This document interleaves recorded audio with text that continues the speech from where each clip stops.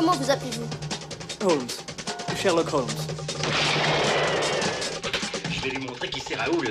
Aux quatre coins de Paris qu'on va le retrouver éparpillé par petits bouts façon puzzle. Moi, quand on m'en fait trop, je correctionne plus. Je dynamite.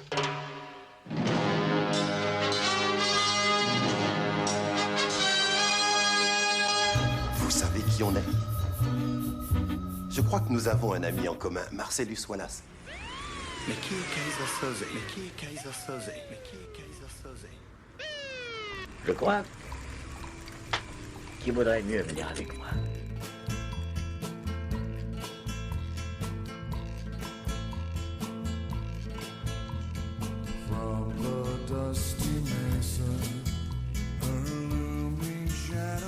Le 19e siècle est le siècle fondateur du roman policier. Et c'est Edgar Allan Poe qui pose les bases du roman de détection et du mystère en chambre close. C'est la matrice, le moule, dans lequel se fonderont les polars classiques pendant plusieurs décennies. Alors quand on évoque Edgar Allan Poe, ce sont avant tout ces récits fantastiques qui viennent à l'esprit. Les recueils de ces histoires extraordinaires et les nouvelles histoires extraordinaires, alors que ces recueils ne représentent qu'une part insignifiante de sa production. On pense aussi à sa poésie. Le Corbeau de Raven passe pour un des plus grands poèmes de son siècle. Et la plupart de ses œuvres sont d'ailleurs traduites en français par Charles Baudelaire. Mais c'est grâce aux nouvelles qui mettent en scène le chevalier parisien Auguste Dupin, premier détective privé de l'histoire, que Edgar Allan Poe apporte sa prestigieuse contribution à la littérature policière. Il est depuis considéré comme le créateur du genre grâce à 3 titres majeurs qui sont le double assassinat dans la rue Morgue en 1841, le mystère de Marie Roget 1842 et la lettre volée en 1844. Ces 3 nouvelles mettent en scène donc le chevalier Auguste Dupin. Alors qui est-il? Eh bien c'est un dandy, détective, un aristocrate désargenté qui habite le faubourg Saint-Germain à Paris. Il est à la fois misanthrope, noctambule et nyctalope et seul l'intéresse le raisonnement mathématique, l'exercice logique, et il se moque complètement de l'éventuel châtiment du coupable. Le chevalier Dupin ouvre la porte à une longue série de détectives indépendants, tels que Monsieur Lecoq, dont nous allons parler très bientôt, mais aussi Sherlock Holmes, Philo Vance, Hercule Poirot, Nero Wolfe, sans oublier l'unique Don Isidro Parodi de Borges, et bien d'autres encore. La carrière du chevalier Dupin est malheureusement des plus brèves. Il disparaît après avoir brillé dans seulement 3 histoires, 3 récits de détection criminelle qui établissent les lois du genre. Un crime, un problème, une enquête. Raisonnement et psychologie sont mis en œuvre dans un seul but, trouver qui a commis le crime et comment.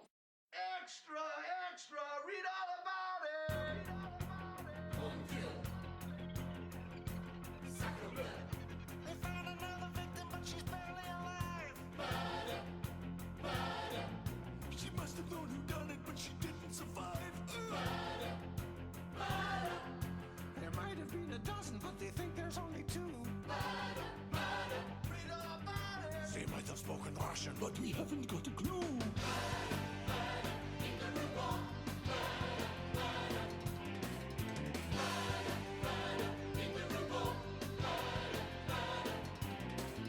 They didn't force the windows and they didn't break the doors. There's blood upon the ceiling and a razor on the floor.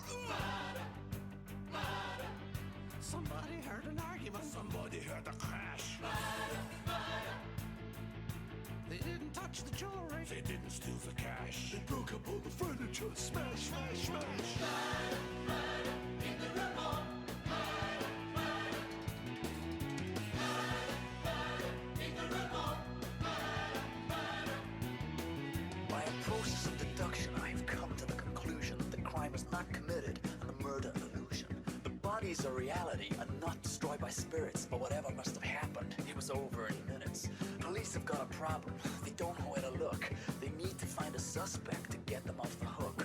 Although it's plainly obvious, they cannot understand that the criminal was no ordinary man. Attardons-nous sur ces 3 nouvelles fondatrices d'Edgar Allan Poe.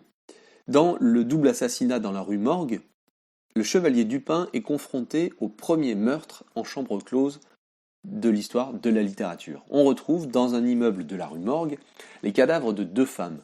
La fille est morte étranglée, son corps est encastré dans le conduit de cheminée, et la mère a été égorgée avant d'être jetée dans la cour de l'immeuble. Portes et fenêtres sont fermées et bloquées de l'intérieur, pas de mobile, aucune explication, sans parler de la sauvagerie de l'agression et de la force proprement herculéenne pour fourrer le corps de la fille dans la cheminée qu'aucun homme seul n'aurait pu faire. La logique veut donc que soit posée la question, le coupable est-il vraiment un homme ? L'histoire du mystère de Marie Roger est en fait une histoire basée sur un fait divers, une affaire réelle d'un meurtre, survenu à New York et transposé à Paris. Le corps de Marie Roger a été retrouvé dans la Seine et la police n'a pas l'ombre d'une piste et contacte donc le chevalier Dupin pour l'aider dans cette affaire. Chose importante, Dupin mène l'enquête uniquement en étudiant les dépositions des témoins et les coupures de presse et procède ainsi à une analyse logique qui va permettre à Dupin d'identifier le coupable. Dans la nouvelle intitulée La lettre volée, qui est sans doute la plus célèbre et la plus brève de ces 3 nouvelles, eh bien Dupin est informé par le préfet de police de Paris qu'une lettre de la plus haute importance, compromettante pour la famille royale, a été volée dans le boudoir royal. Le préfet sait qui est le coupable, mais les fouilles entreprises chez ce dernier n'ont rien donné, on ne peut donc pas l'arrêter. Dupin résout cette énigme et trouve cette fameuse lettre volée. Comment ? En remettant en question les bases du raisonnement habituel. Le préfet a cherché absolument partout, c'est donc que la lettre n'est pas cachée, mais au contraire à la portée de tous, en évidence dans le bureau du coupable. Ce procédé qui consiste à mettre en évidence un objet que l'on croit à tort bien caché dans un endroit secret, se retrouve par la suite très souvent utilisé dans les romans ou dans les films. Ce qui est intéressant de remarquer, ce sont les retombées dans le champ psychanalytique de ce texte, puisque Jacques Lacan, dans son séminaire sur la lettre volée, analyse la situation en étudiant les différents regards des protagonistes. Analyse que critique par la suite Jacques Derrida dans Facteur de vérité. Et ce qui est intéressant de remarquer également, c'est que de nombreuses interprétations psychanalytiques s'interrogent sur les différents contes d'Edgar Allan Poe. Poe, c'est l'auteur enfermé dans son propre infini, pour reprendre la belle formule de l'auteur américain Henry Justin.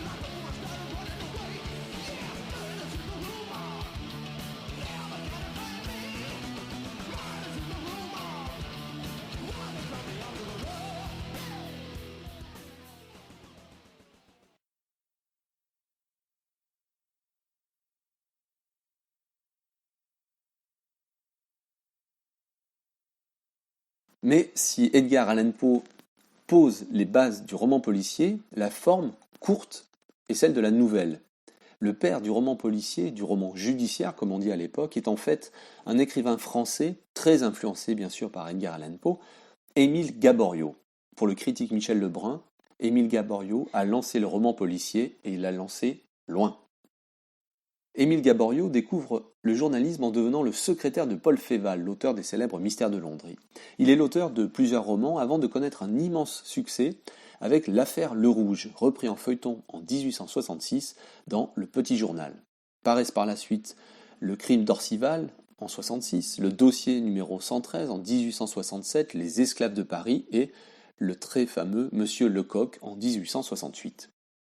Ce sont là de brillants romans judiciaires, des romans policiers donc, selon la terminologie actuelle, qui sont rigoureusement bâtis autour de portraits, d'analyses psychologiques d'une grande finesse. Immense succès populaire et immense impact, Émile Gaboriau fut prisé par des auteurs aussi divers que Conan Doyle, Maurice Leblanc, Aristide Briand, André Gide, Jean Cocteau, Joseph Kessel, Georges Simenon ou encore Edmond Locard, le fondateur de la police scientifique. Alors pourquoi un tel succès, une telle influence ?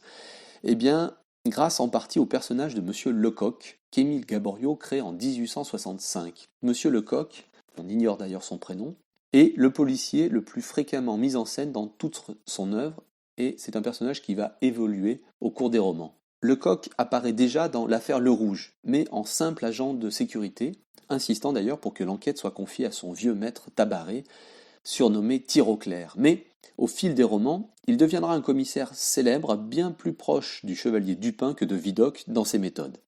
En effet, Lecoq excelle dans l'art de la filature, dans l'art également de se grimer, de se transformer. Il est bien sûr capable d'analyser intelligemment les rapports du médecin légiste, d'observer les traces et les détails les plus subtils, d'utiliser la photographie, sans oublier, bien sûr, ses talents de psychologue pour gagner la confiance d'un témoin ou, au contraire, extorquer les confidences d'un malfrat. Lecoq n'est ni plus ni moins que l'archétype du détective ingénieux qui est capable de résoudre des énigmes par ses capacités déductives hors normes, s'appuyant sur les progrès de la police scientifique. Observateur minutieux, subtil analyste et homme d'action, les bases du détective et du roman policier sont jetées. Un nouveau genre littéraire est né, il va d'ailleurs prendre son envol quelques décennies plus tard, et de manière très différente dans chacun des 3 pays où il se développe de façon conséquente, la France, l'Angleterre et les États-Unis.